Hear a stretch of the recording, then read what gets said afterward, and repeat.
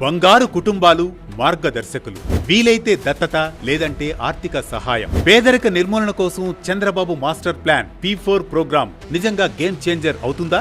భారతదేశంలో పేదరికం, ఆర్థిక అసమానతలు, నిరుద్యోగం ప్రధాన సమస్యలు. ఇవన్నీ ఒకదానితో ఒకటి ముడిపడి ఉంటాయి. ఇవి దేశ ఆర్థికాభివృద్ధికి అవరోధంగా మారాయి. అన్నిట్లోకెల్లా పేదరికం తీవ్రమైన సమస్య. గత కొద్ది దశాబ్దాలుగా పేదరిక నిర్మూలనకు భారత ప్రభుత్వంతో పాటు రాష్ట్ర ప్రభుత్వాలు అనేక ప్రణాళికలు రూపొందిస్తూ చర్యలు చేపడుతున్నాయి. ఇందులో ఒకటి తాజాగా ఏపీ సీఎం చంద్రబాబు నాయుడు ప్రారంభించిన P4 ప్రోగ్రాం. ఇంతకాలం పేదరికాన్ని నిర్మూలించేందుకు ప్రభుత్వం ఉచితాలు ఇవ్వడం, సంక్షేమ పథకాలు అమలు చేయడం వంటివి చేసింది. కానీ ఈ P4 ప్రోగ్రాం వాటికి భిన్నంగా ఉంటుంది. P4 అంటే పబ్లిక్ ప్రైవేట్ పీపుల్ పార్ట్నర్షిప్. అంటే ప్రభుత్వ, ప్రైవేట్, ప్రజల భాగస్వామ్యం. జనాభాలోని అత్యంత సంపన్నులైన 10% మంది, పేద కుటుంబాల్లో అట్టడుగున ఉన్న 20% మందికి నేరుగా సాయం చేసేందుకు ఉద్దేశించిన కార్యక్రమం ఇది. పేద కుటుంబాలను బంగారు కుటుంబాలు అని, సంపన్నులను మార్గదర్శకులని పిలుస్తారు. 2024 జూలైలో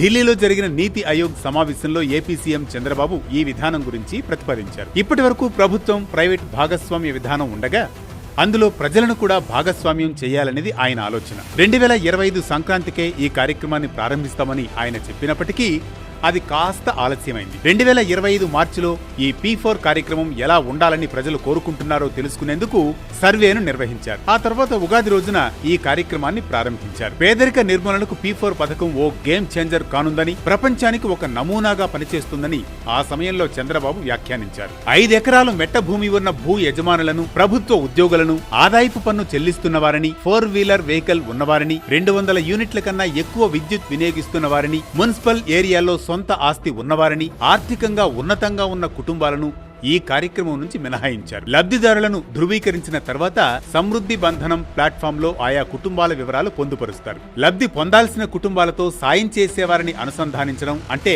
మ్యాచింగ్, ఎనర్జింగ్, ట్రాకింగ్ వరకే ప్రభుత్వం పరిమితమవుతుంది. ఆర్థిక కార్యకలాపాల్లో ప్రభుత్వం ఇన్వాల్వ్ అవ్వదు. ఈ విధానాన్ని మరింత ముందుకు తీసుకెళ్లేందుకు 2025 జూన్ 12లోగా రాష్ట్ర వ్యాప్తంగా ప్రతి జిల్లా కేంద్రంలో P4 ఆఫీసులు ఏర్పాటయ్యేలా చేయాలని సీఎం చంద్రబాబు నాయుడు జూన్ 5వ తేదీన మంత్రులను ఆదేశించారు. ఈ కార్యక్రమం కోసం ప్రభుత్వం zeropovertyp4.ap.gov.in అనే అధికారిక వెబ్సైట్ ను కూడా తీసుకొచ్చింది. ఈ వెబ్సైట్ లో 2 పద్ధతుల్లో పేదల్ని ఆదుకోవచ్చు.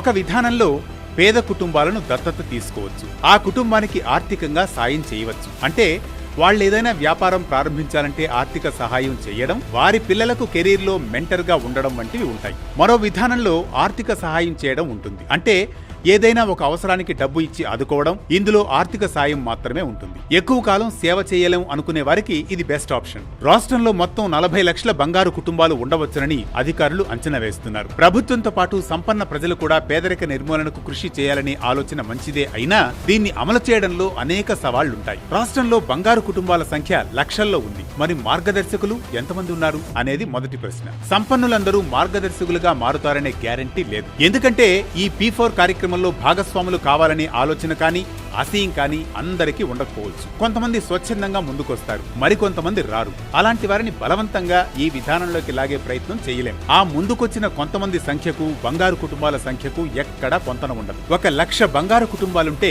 అందులో 60,000 కుటుంబాలకు మార్గదర్శకులు సహాయం చేశారనుకుందాం. మరి మిగతా వారి పరిస్థితి ఏంటి?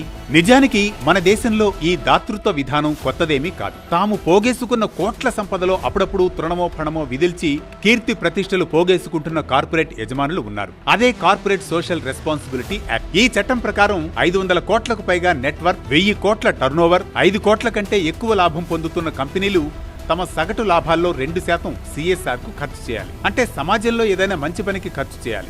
ఆంధ్రప్రదేశ్లో గత 5 ఏళ్లలో కంపెనీలు CSR కార్యక్రమాలకు సుమారు 3,700 కోట్లు ఖర్చు చేశాయి. అన్ని 100 కోట్లు సంపాదించేవారే దాతృత్వానికి ఆ మాత్రం ఖర్చు చేస్తూ ఉంటే మిగతా వారు ఎంత ఖర్చు చేస్తారో అర్థం చేసుకోవచ్చు. ఈ కంపెనీలన్నీ ఆరోగ్యం, విద్య, గ్రామీణాభివృద్ధికే ఎక్కువ ఖర్చు చేశాయి. అయినప్పటికీ 2024-25 రాష్ట్ర సామాజిక ఆర్థిక సర్వే రిపోర్టు ప్రకారం దేశంలో ఆంధ్రప్రదేశ్ పేదరికంలో 9వ స్థానంలో ఉంది. విజయనగరం, విశాఖపట్నం, కర్నూలు, ప్రకాశం, అనంతపురం వంటి జిల్లాలు అత్యధిక పేదరికంలో ఉన్నాయని ఆ రిపోర్ట్ తేల్చింది. నిరుద్యోగం పెరగడం, వ్యవసాయంలో ఉపాధి తగ్గిపోవడం, కనీస సౌకర్యాలు లేకపోవడం పేదరికానికి ప్రధాన కారణాలు. వీటిని దాతలు ఎలా పరిష్కరిస్తారు అనేది మరో ప్రశ్న. పేదరిక నిర్మూలన కోసమని ప్రభుత్వాలు ఎన్ని పథకాలు అమలు చేసినా, ఎన్ని వేల కోట్ల రూపాయలు కేటాయించినా సాధించలేకపోతున్నాయి. అలాంటిది దాతల సహాయంతో సాధ్యమవుతుందా అనే అనుమానాలు ఉన్నాయి. మరి ఈ అనుమానాలు పటాపంచలు చేసి P4 కార్యక్రమం నిజంగా గేమ్ చేంజర్ అవుతుందా అనేది చూడాలి.